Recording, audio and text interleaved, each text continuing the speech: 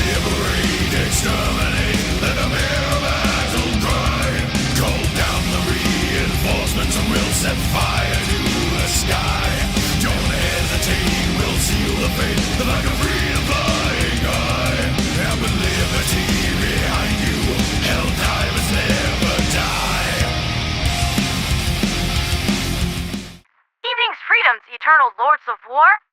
That was Helldivers Never Die by Jackhammer 47, whose message is something that I want to use to transition to some rather tragic news. We may never die, but we are not immortal, and we are not indestructible. I'm sorry to drop this on you so quickly after that epic metallic banger, but there is another casualty report. When I say those words, it is never within the realms of roleplay, and I actually have something serious that I want to say. Last night, Primarch Romulus of Genesis Prime, leader of the Hermes Coalition, who added nearly 500 Helldivers to Operation Cataclysm, said that he was suffering from a chronic migraine and was not able to continue operations for the night. He left his desk captain in charge and went to the hospital to be looked over. But it wasn't a migraine. It was a stroke. He is staying in a physical therapy facility for a week, trying to fight this. He's a stubborn one, refusing to accept this fate. But you can't go out like this. Not like this. We are Helldivers. We are meant to die in glorious combat with the enemy, not lying in bed until old age has taken us and all use has left us. Romulus is a dear friend, and has brought me many key pieces of intelligence over the past few months. He warned me that the Jet Brigade had simply shifted operations to Menkent, about movements within the gloom, and I fear for him. He is in such a state that walking in a straight line is difficult. Typing more so. I know that he was in voice chat today, but I couldn't bring myself to hear him like that, suffering so. I'm sorry, Romulus. Even my strength has its limits, and nothing hurts my heart more than to hear a good friend suffering in pain, and I can't do a liberty-forsaken thing about it.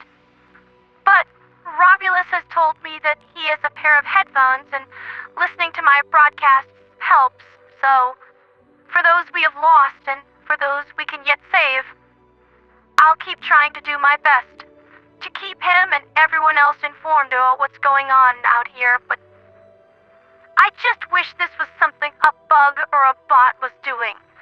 That I could fight. Throw enough 500 kgs at something and eventually it will cry uncle. But this, all we can do is wait and hope that he wins his own battle, so that he may don his cape and dive with us once more. Be well, my friend. Fight hard, and if you can, find your way back to us.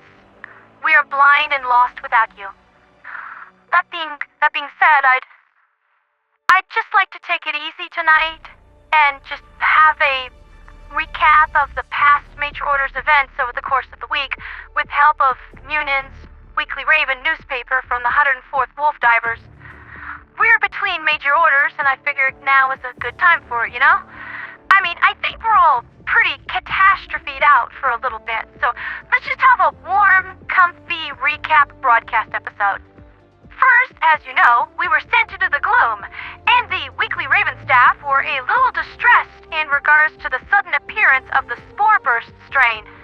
At least until we all realized that their death explosions hit with the force of moist flatulence. Wolf Driver scientists made some attempts to extract a new kind of oil using the Bug Crusher 3000, but that didn't really go anywhere. It just made a horrific, undemocratic mess. In response to the growing ranks of the 104th Wolf Divers, another division was founded to logistically support them, the 2nd Fenrir Advanced Weapons Regiment, bringing to bear such high-tech arms like the Scorcher, the Purifier, and lasers in all the flavors of the rainbow. Most wolf divers tend to favor low-tech solutions, like braiding some horrific beastie with an axe or a shovel, and some tech gurus will help balance out their skill set so that no alien scumbag will ever catch the wolves of Valhalla napping. I understand that was quite a popular turn of phrase back in the First Galactic War, and is quite satisfying to say, alien scumbag. Jarl Quicksilver issued the order to his wolves to investigate the new bugs and discern any weaknesses that they may have. From my perspective, the spore burst strain is actually easier to defeat than most bugs, given that you can trigger their death detonations within a large pack and set off a chain reaction that should cook them all. Eagle Strafing Run was particularly effective, and I only turned my battle sister Skylar into shredded cheese once or twice this whole campaign. Though she was understandably upset when she emerged from a spore cloud, and my blonde lizard brain only tracked the motion, so she got a full round of incendiary buckshot right in the center of mass by accident.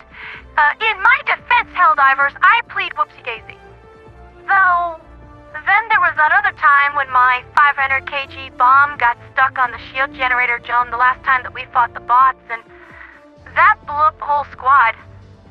Okay, fine. I am a little accident-prone on the battlefield. 95% of the time, I am a goddess of war, and none are my equal. It's just the other 5% of the time that you gotta worry about when I'm all, Big Sister Skylar, Mom said that it's my turn to fluff up catastrophically. Next we have the Norse lore of the day. Jord, meaning earth in Old Norse, is a little-known figure in Norse mythology. She's only mentioned as Thor's mom and daughter of Night, Nod and another, Anar. Other names she goes by are, oh geez, the pronunciation's here. I'm gonna take a crack at him anyway. Fjorgen, Helodin, Fold, and Grund, all of which mean earth.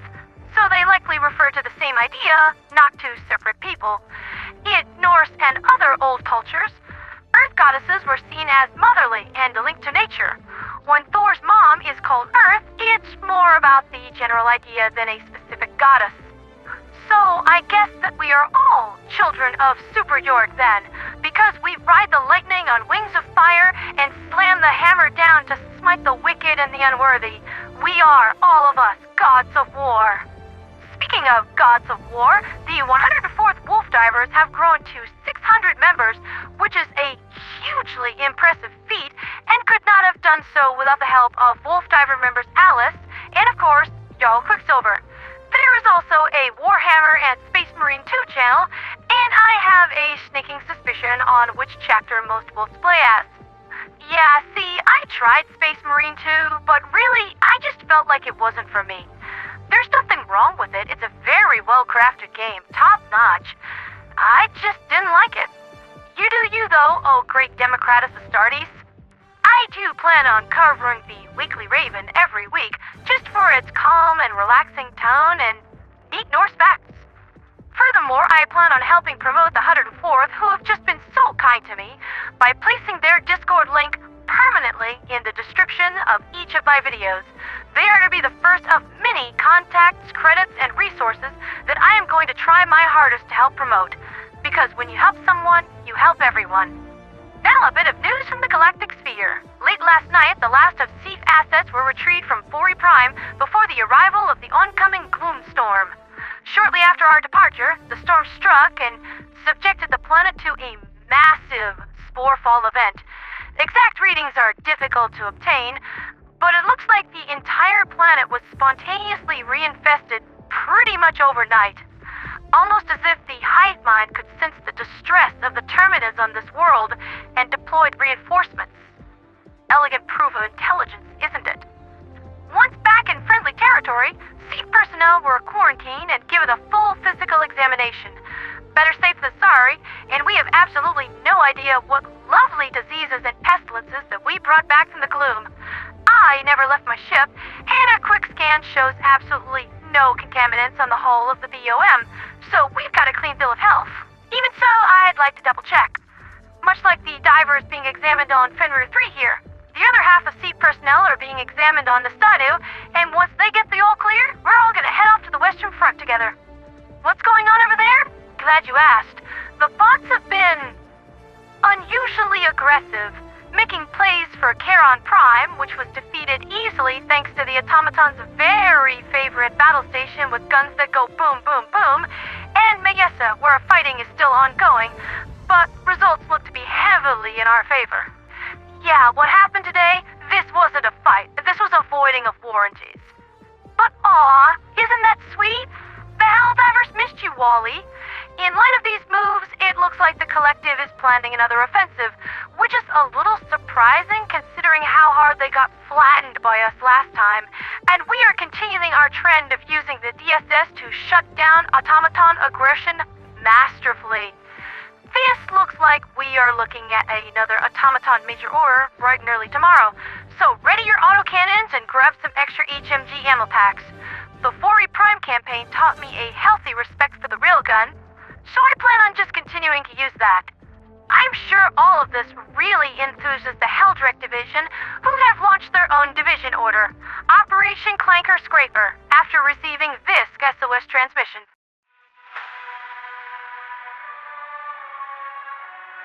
If anyone is receiving this transmission, this is 2nd Lieutenant John Ghost of the Helldrakes and 16th Martalian Helldiver Corps. For the last several months, Martale has been under siege and occupation by the Automatons, and I don't know how much longer we can hold out for. We need manpower and overall support.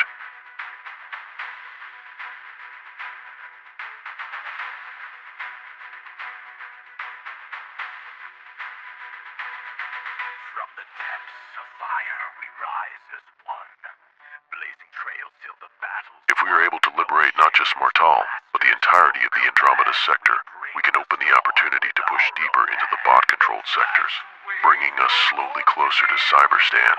So please, if anyone is listening, dive, fellow Helldivers. Dive for freedom. Dive for liberation. Dive to fight. And to my fellow Helldrakes, rip, tear, and burn. 2nd Lieutenant John Ghost signing off.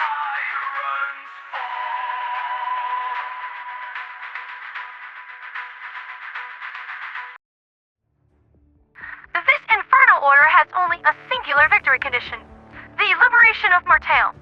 Also, shut down as many automatons as you can. But don't worry, Mercy doesn't like his old roommates any better than we do.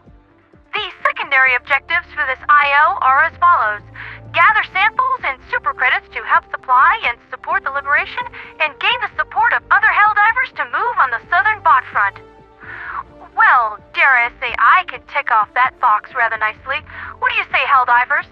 It feels like it's been 9 forever since we spilled some oil, and I counted. That's been Liberty's latest with me, Pandera the Radio Angel. The Wolf Divers have finished the inspection of the Bringer of Mercy, and the technicians are satisfied that we didn't bring anything back with us. We've been given the green light to leave, so Helm, set a course for the Western Front. I'm in the mood to fluff up some bot's day. Commencing FTL Jump 2. The Martale system. For liberty, for freedom, for democracy, and for Super Earth.